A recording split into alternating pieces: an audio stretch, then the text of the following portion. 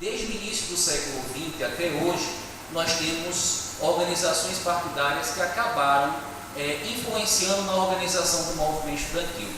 Isso é importante registrar neste momento, porque vocês devem estar acompanhando as manifestações que agora tomam as ruas no Brasil, e essas manifestações, lamentavelmente, têm hostilizado consistentemente a presença de organizações partidárias dentro dessas manifestações, sob a alegação de que o movimento estudantil ou qualquer movimento social não pode ter a presença de, entre aspas, políticos, de politiqueiros.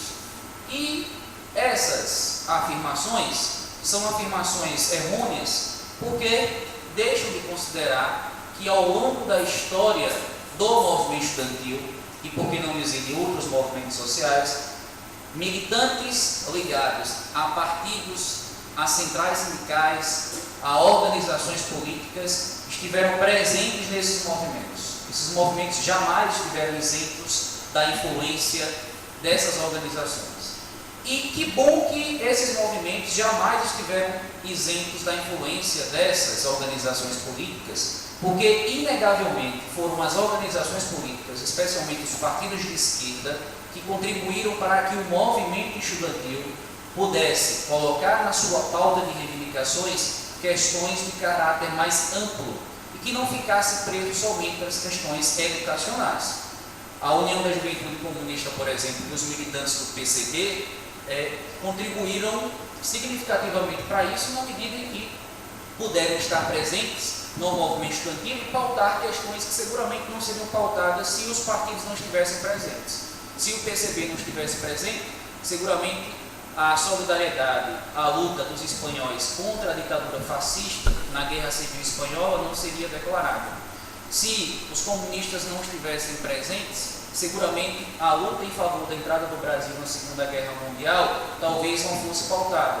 Se os comunistas não estivessem presentes, a nacionalização das riquezas minerais talvez não tivesse sido pautada, bem como as reformas de base. Todas elas os estudantes estiveram presentes, e esses estudantes tinham sim como suas principais lideranças os partidos políticos. Então, os partidos políticos ajudaram, contribuíram decisivamente para a ampliação da pauta de reivindicação do movimento estudantil. É fundamental que as mulheres se apropriem desse conhecimento, se apropriem de argumentos, se apropriem desse debate feminista e possam levá-lo aonde for. Porque o feminismo não pode ser algo que seja, você vai debater o feminismo só quando você tem um tema lá, vamos debater feminismo. Se a gente vai observar, o debate feminista ele perpassa todo o nosso cotidiano. Quando a gente vai discutir trabalho, o debate feminista vai permear isso. Quando a gente vai discutir educação, o debate feminista vai permear isso. Quando a gente vai discutir o movimento sindical, o debate feminista vai permear isso. Quando a gente vai discutir as passagens de ônibus agora, por exemplo, o debate feminista vai permear isso. Como é que as mulheres estão participando desse debate? Como é que as mulheres se inserem nesse debate? Se o acesso ao transporte público é um problema para o conjunto da população, mas é um problema piorado ainda mais para as mulheres. A violência contra as mulheres é muito maior nos lugares em que o transporte público não funciona bem e não funciona nas condições, nos horários adequados. Então, a participação feminina e o debate, enxergar a situação das mulheres nos diferentes locais, é algo que o movimento feminista pode contribuir bastante. Então, acho que o movimento feminista ainda tem muito tempo para ser debatido, para trazer suas contribuições. Não é algo de forma alguma superado, pelo contrário, está cada vez mais na agenda do dia. Na realidade, as contradições emergem e, de certa forma, a realidade não é uma obra de ficção, a realidade não é um romance. A realidade pode até dar um romance, mas não é igual a um romance. Ora, a realidade tem contradições e que se expressam, inclusive, nas formas midiáticas. Vamos supor, os mesmos instrumentos, ou boa parte desses instrumentos que são usados para controle, eles podem ser usados por outras pessoas para outras coisas. Por exemplo, você tem hoje, nessas manifestações, uma série de vídeos que daqui a pouco estarão disponíveis, inclusive em filme, que será o oposto da cobertura da Rede Globo, da Record, do SBT e da Bandeirantes. Você tem pessoas que estão propositalmente por elas mesmas, aqui em Sergipe mesmo que 3 ou 4, que eles mesmos estão fazendo os seus próprios vídeos, escolhem quem entrevistar, como entrevistar, eles observam inclusive as contradições do movimento, dão mais tempo a essas contradições, que de um modo geral, a mídia mais comercial não se aceita fazer isso. Então a mídia pode dizer que eram 600 pessoas, enquanto as pessoas que estão lá inseridas fazendo aquele trabalho podem perceber que são mais de 1000. Ou escolher quem entrevistar, ou de certa forma o foco que dão a partir da informação que tem. É óbvio que isso não é uma coisa para todo mundo, isso é uma coisa de algumas pessoas e tal, mas isso acontece. É um pouco o que o Assange, quando fala das coisas criptografadas como proposta concreta para se libertar desse modelo, digamos assim, de monitoramento, é uma das propostas que eles fazem, mas não é a única. Por exemplo, eles acreditam piamente na dimensão libertária da mídia. Eles acreditam nisso.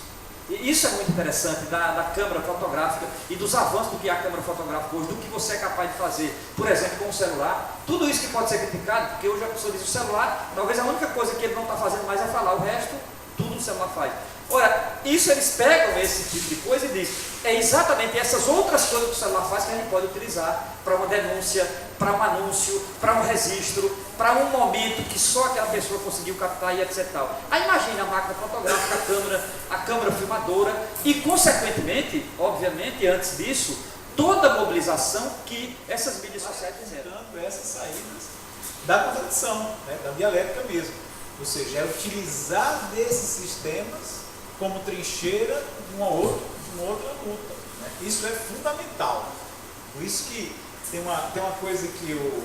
E aí, assim, do ponto de vista nosso, estudantes universitários, etc. e tal, acho, Roberto, que...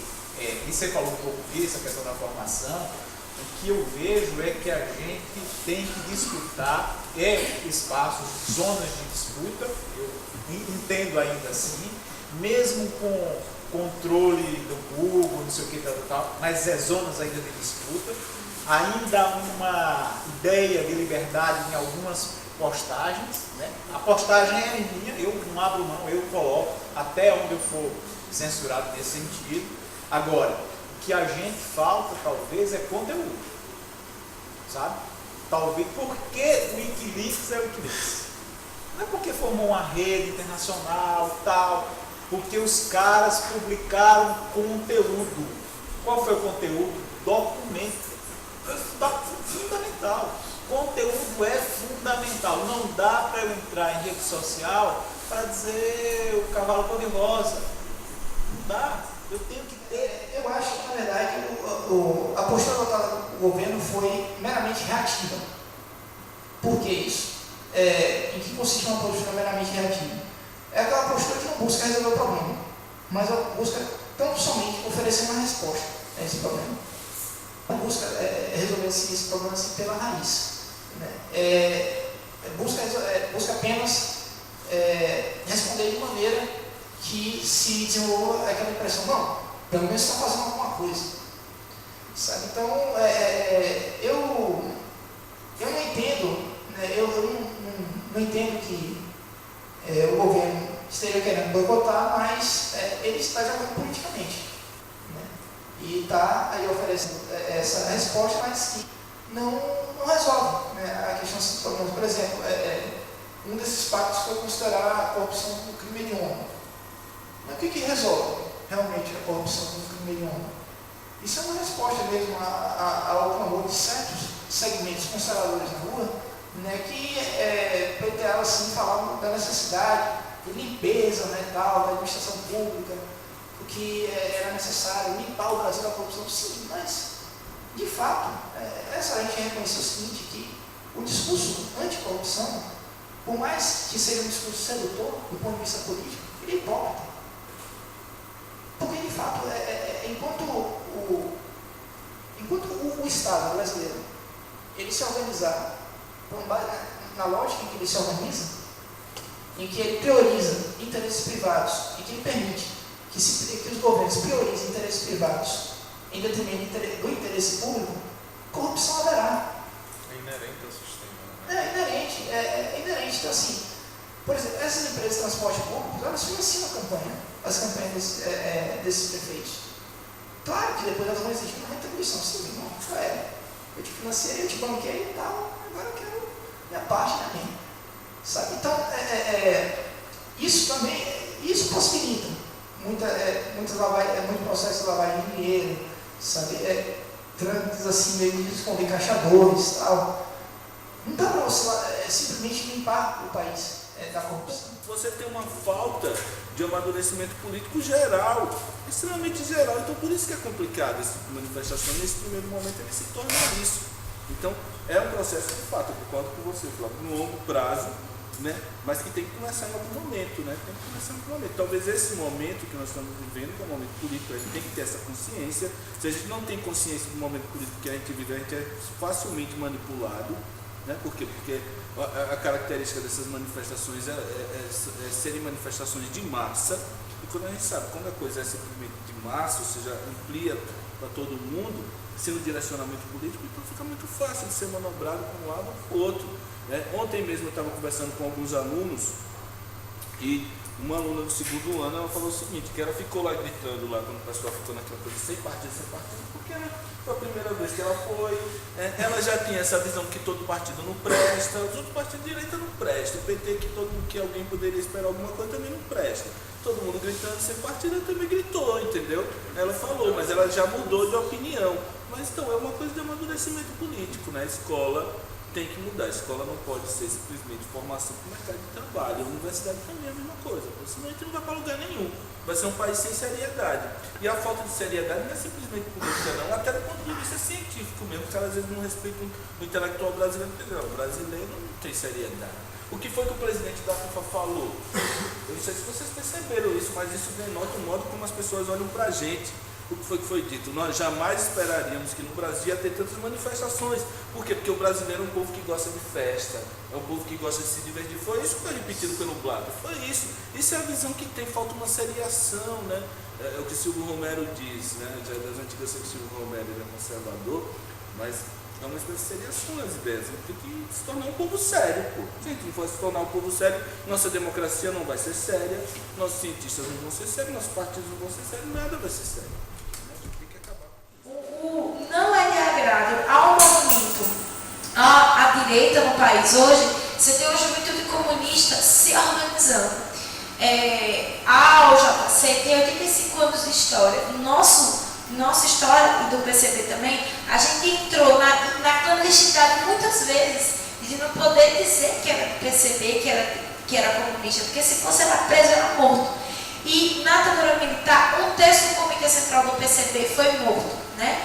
E ao longo da história foram muitos atentados a nós que somos comunistas. Então não foi difícil. Então hoje o PCB e a OJC estão num momento de reconstrução revolucionária. Então por isso que hoje somos, como a gente colocou o vídeo ontem, somos poucos porque somos os primeiros. Já tiveram passado juventude comunista muito forte no país. Então a gente está se reconstruindo e não é de agrado do Democratas, né? PPS, PSDB, PMDB, que exige de fato a juventude de esquerda se organizando.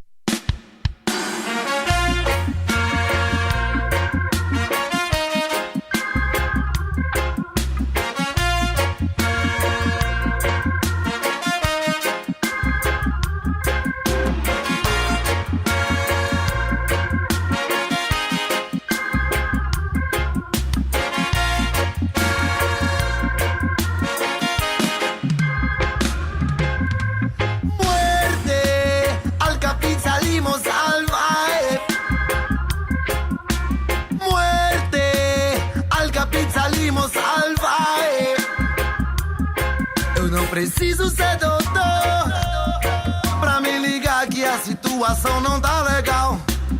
O sistema escravo já passou e os poderosos insistem em continuar. Escravidão mental, lavagem cerebral.